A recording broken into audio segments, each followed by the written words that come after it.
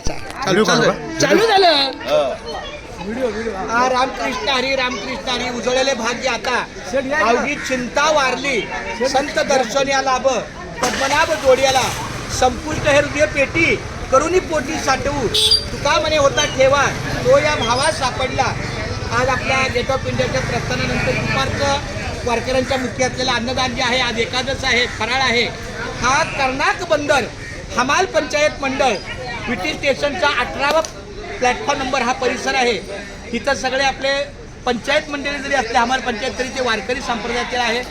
मोठ्या भक्तिभावानं आपल्या येणाऱ्या दिंडीला ते वाकडे आडवं जायला जातात, जेणेकरून त्या दिंडीला घेऊन येतात टाळाच्या मृदुंगाच्या गजरात. आमच्या दिंडीला गेली 48 वर्षापासून पूर्ण 1 महिना 3 दिवस म्हणजे 33 दिवस दिंडीला मोफत लॉरी त्या माध्यमातले हे शिवाजी शेठ महाराज उगले आहे. त्यांचे छोटे भगवान शेठ आहे, शिवाजी शेठ भगवान आणि हे भगवान शेठ आहे. यांचा सकाळ गेट ऑफ इंडियाचा पहिला दिवस त्यांच्याकडे असतो, वाशीपर्यंत त्यांच्याकडे असतो. यांचा परिचय करा महाराज. हरिभक्त परायण सकाराम महाराज आहे. हरिभक्त परायण गुरुमार्य सकाराम महाराज. आज यांचं आपल्या या दिंडीच्या प्रस्थानाला खूप चांगलं झालं. धन्य आज दिन झाले संतांचे दर्शन, झाली पापा तापा तुटी, दैन्य गेले उठा उठी, झाले समाधान पायी विसावले मन तुका म्हणे आले घरा तोची दिवाळी दसरा.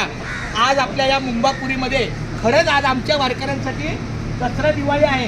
कारण जेव्हा साधू संतांच्या भेटी आम्ही घेतो, साधू संतांच्या भेटी सांगू तुकांच्या गोष्टी खूप छान पद्धतीने आमच्या भगवान महाराजांचं आज विठ्ठल मंदिर प्रति पंढरपूर वडाळा इथं हरिकीर्तन आहे संध्याकाळी 7 ते 8. सर्वांना विनंती आहे की आजच्या या हरिकीर्तनाचा लाभ सगळ्यांनी घ्यावा आणि त्यांच्या या मुखातून अभंगवाणी अमृतवाणी जी आहे त्याचा आम्ही सगळ्यांचा 7, 7:30, 8 वाजेपर्यंत आम्ही वाट बघतोय कधी येतं. ठीक आहे रामकृष्णारी. आता 2 शब्द आमचे भगवान महाराज. हा 2 शब्द भगवान महाराज. आज संत रोहिदास दिंडी क्रमांक 24 यांचा गेट ऑफ इंडिया ते पंढरपूर आज प्रस्थान झालेलं आहे.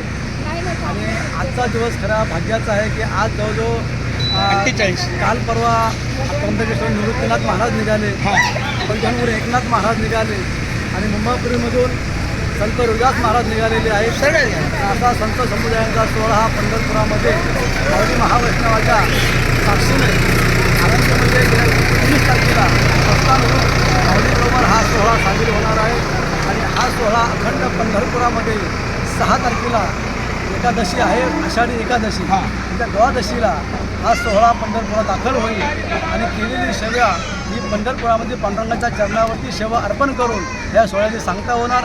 असा हा सुंदर सोहळा या भारतभूमीमध्ये या महाराष्ट्रामध्ये हा सोहळा फक्त बघायला मिळतो.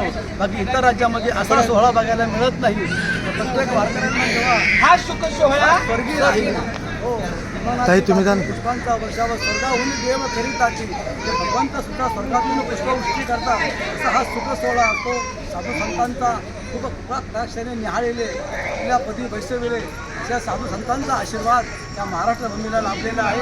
आणि या संतांच्या कृपा आशीर्वादाने हा सोहळा मुंबापुरीमधून अनंतापुरात जाणार आहे आणि अनंतापुरातून हा सोहळा 18 दिवस पुढे महायोग पिके तटे भीमरच्या वरपुंडरी समाकष्टांत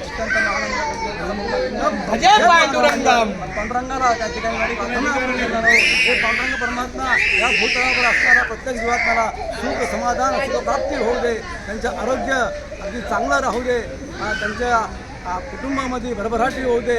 मी त्यांना जर भरभराटी झाली तर आमच्या दिंडी सोहळ्यामध्ये येऊन हे आनंदाने नाचून गाऊ अशा आनंद आपण या ठिकाणी बघू. हा भोग भोगण्याकरता आपल्याला खऱ्या अर्थाने पांडुरंगाची वारी आपल्या जीवनामध्ये आली तर सुंदरची मोक्षाची वारी. पंढरीचे वारकरी अधिकारी मोक्षाचे भक्त होण्याकरता या पांडुरंगाच्या महावैष्णवांच्या वारीमध्ये चालल्यानंतर हा अधिकारी मोक्षाचा होतो. अशी या ठिकाणी मी आमच्या सर चांगलेल्या वारकऱ्यांना पांडुरंगाला एकच सांगेन, जेव्हा पांडुरंग परमात्म्याच्या सर्वांना चांगली बुद्धी दे, चांगलं आरोग्य दे, ऊन वारा पाऊस यांच्याशी झुंज देऊन आपल्याला चालायचे.